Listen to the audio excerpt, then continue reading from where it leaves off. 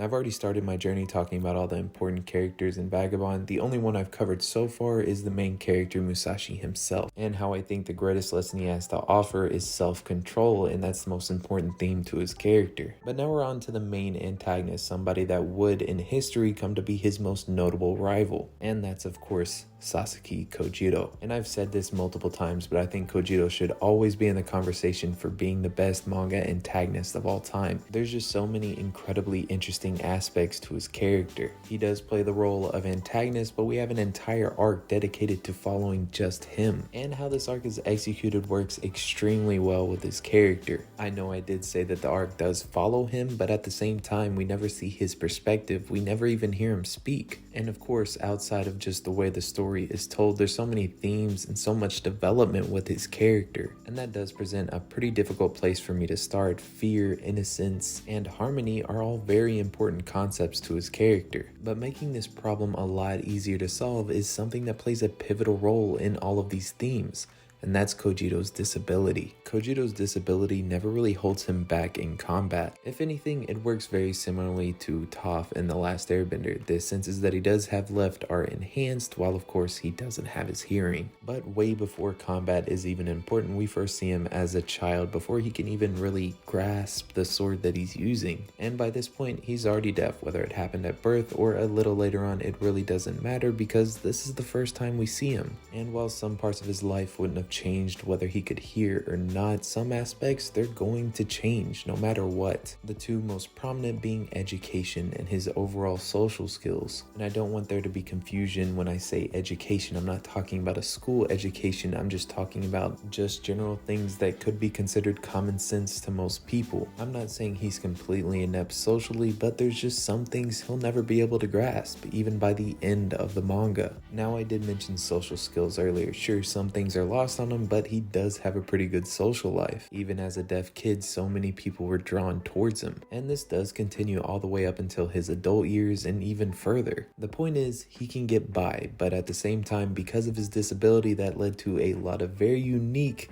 character traits. And I did mention the three themes that I think are most prominent in his character earlier on. And just to reiterate, fear, innocence, and harmony are those three. But I do think that there is a hierarchy here. There's some themes that I think play a larger role than the other ones do. And I'd say at the very top of that list is fear. This is the most blatantly obvious one. It's name dropped a bunch of times and there's just so much emphasis put on this one theme alone. And I'd say the first time we really see this theme get brought up is with Takuan. He does appear obviously in Miyamoto Musashi's story, but he appears here too. He notices Kojiro playing with a sword. He seems very innocent and just joyful in general. And Takuan does what Takuan does. He indulges Kojiro's innocence for a couple of seconds, then he shows him what swords are really meant for. Kojiro may be just a kid at the time, but he's still playing with a deadly weapon, so Takuan gives him a small cut. And this is the first time we see Sasaki Kojiro experience fear. Now we do see him experience fear again when he's fighting Fudo, but that's something I want to save when I talk about innocence and brutality. But that does lead us into talking about somebody completely different. If Miyamoto Musashi has Takuan to always guide him, Kojiro has Ito Itosai. And all you need to know about him is that he's Musashi before Musashi, at least when we're talking about the combat record, not really the philosophical aspect. But still, he does play the biggest role in Kojiro's development as a character, especially when it comes to fear. And Kojiro's next big lesson on fear is against the Ashioka clan. The context surrounding why they're there in the first place isn't really that important. The fight starts with Kojiro nonchalantly cutting down one of the lesser skilled people. And this doesn't go unnoticed by Itosai because he gives an absolute banger of a quote. He says, "Those who are numb against fear are the first to die." Now, of course, Kojiro is deaf, so it's pretty much pointless telling him this, so he does show him. Sasaki was being very detached while he was fighting, so in the middle of the fight, Itosai jumps down and stabs him in the leg. He does do a little bit more than that. He kicks the wound a couple of times and throws him around a little bit, but overall that got the message across. Before, Kojiro was too invested in the fight to really feel anything, but now he had finally been brought back down to earth.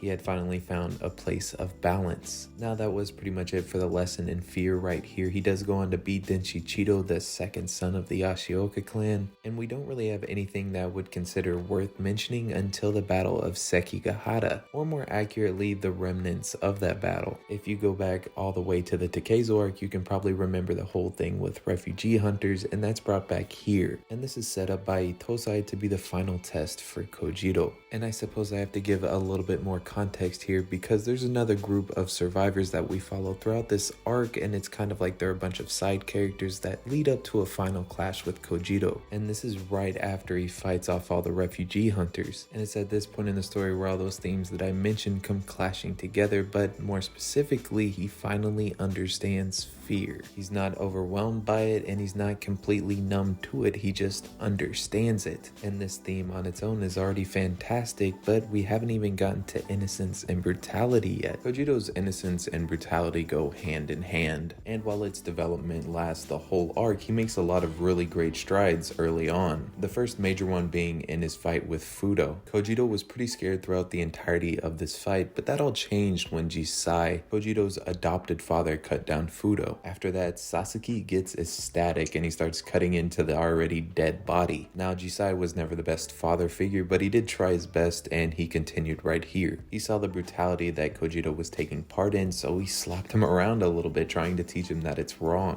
And this fight was the first example of how these two themes play off each other so well. Sasaki's innocence leads to looser established morals and of course brutality. And we see this happen again in his fight with the Yashioka, where he cuts a man down, his guts are spilled everywhere, and Kojiro doesn't even bat an eye. Of course, Itosai knows this, so he teaches him why that's wrong. And in this fight, we see all three themes coming together. Kojiro's innocence causes brutality, and that brutality causes a lack of fear. But to finish everything off, I have to talk about the very end of the Kojiro arc. This is of course where all themes reach their climax, and this is especially true for innocence and brutality. And all three fights on the summit do an amazing job of progressing Sasaki's character, and of course pushing forward all the concepts that I was mentioning earlier. But the fight that I wanted to talk about most was his final fight with Kun. Now, something that I love here is that Kojiro never loses either of these. Some degree of his innocence will always be there because of his disability, and that brutality will never go away because he chose to follow the life of the sword.